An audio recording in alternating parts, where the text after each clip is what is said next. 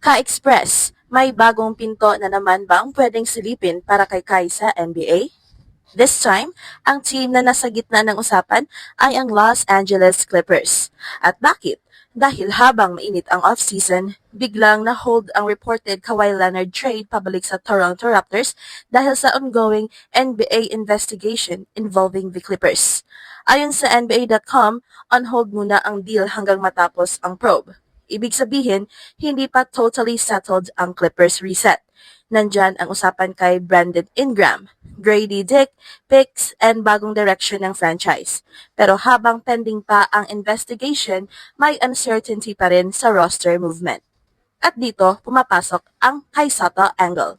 Linawin natin agad, wala pang official Clippers signing, wala pang confirmed Exhibit 10 offer, at wala pang announcement na parte si Kai ng training camp. Pero kung fit at opportunity ang pag-uusapan, may dahilan kung bakit interesting ang Clippers. Recent roster check reported na may open standard roster spots pa sila at kailangan pa nilang magdagdag ng front court size. Kapag ang isang team ay nasa transition, naghahanap ng cheap upside at kulang sa big man depth, doon pwedeng pumasok ang isang 7'3" international big tulad ni Kai Sotto. Hindi kailangan starter agad. Hindi kailangan rotation player agad. Ang realistic pathway, Exhibit 10, training camp invite, G-League route, at chance na ma-evaluate sa NBA environment. Para kay Kai, isang pinto lang ang kailangan. At kung ang Clippers ay naghahanap ng size, rim protection, rebounding, at developmental big, may dahilan para sabihin pwedeng pag-usapan si Kai sa LA. Ka-express ito na naman ang klase ng NBA storyline na swak sa Kai Sotto conversation. Isang team na nasa gitna ng pagbabago, may roster uncertainty, may kailangan sa front court at may posibilidad na gumamit ng low-risk contract para tumingin ng bagong big man. At ngayon, ang team na yan ay ang Los Angeles Clippers. Unahin natin ang malaking balita. Ang reported Kawhi Leonard trade pabalik sa Toronto Raptors ay hindi pa tuluyang natatapos dahil on hold ito habang hinihintay ang resulta ng NBA investigation involving the Clippers. Ayon sa reports, ang Raptors ay ayaw munang akuin ang risk ng anumang possible outcome ng probe habang hindi pa tapos ang investigation.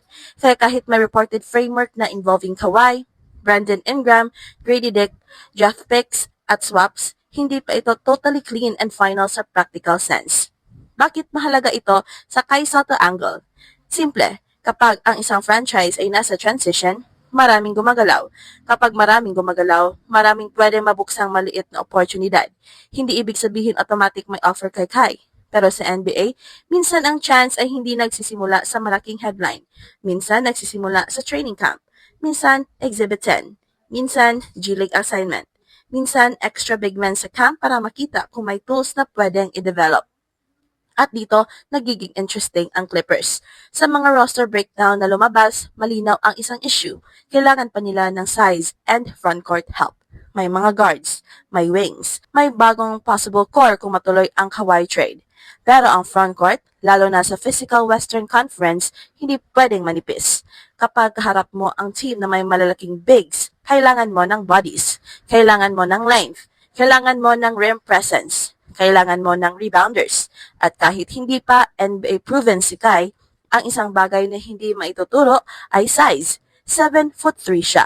May international exposure, may B-League production, may Gilas experience, at may skill set na hindi ordinaryo para sa ganong height. Ano ang pwedeng role ni Kai kung sakali? Huwag nating gawing OA. Hindi ito Kai papalit kay Kai. Hindi rin Kai automatic rotation player. Ang tamang framing, Kai as an Exhibit 10 candidate or camp big. Ibig sabihin, bibigyan siya ng pagkakataong magpakita sa training camp, makasama sa system, ma-evaluate ng coaches, at kung hindi man mapasok sa final roster, pwedeng dumaan sa G-League affiliate. Yan ang practical na pathway. At para sa Clippers, may logic yan.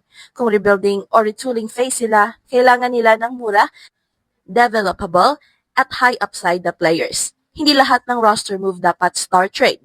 Minsan, ang pinakamatalinong move ay maghanap ng undervalued talent. Sa kaso ni Kai, undervalued siya dahil wala pa siyang NBA minutes. Pero hindi siya walang experience. Nakapaglaro na siya sa Japan. Nakapag-adjust na siya sa physical pro basketball. May passing touch siya. marunong siyang mag-rebound, at kapag healthy at confident, may moments siyang mukhang NBA size talaga ang impact. Kaya mga ka-express, kung may team na may dahilan para tumingin sa isang big man project, ang Clippers ay pwedeng mapasama sa listahan. Lalo na ngayon na hindi pa fully settled ang Kawhi situation. Habang on hold ang trade, habang inaayos ang roster direction, at habang naghahanap ang team ng tamang pieces sa bagong era, pwedeng may puwang para sa isang player tulad ni Kai Soto. Hindi guaranteed, pero may basketball logic. At minsan sa NBA, logic plus timing plus need equals opportunity. At mga ka-express, dito na natin himayin kung bakit ang Los Angeles Clippers angle ay hindi basta pinilit lang para kay Soto. May dahilan kung bakit pwedeng maging interesting ang fit, lalo na kung ang usapan ay Exhibit 10 contract, training camp invite, or G-League pathway. Una, ang Clippers ay nasa awkward but important stage ng offseason. Hindi sila simpleng team na buo ang identity. May Kawhi Leonard situation pa na nakahold dahil sa investigation. May reported incoming pieces kung matuloy ang deal. May bagong direction na posibleng mas youth-oriented and flexible.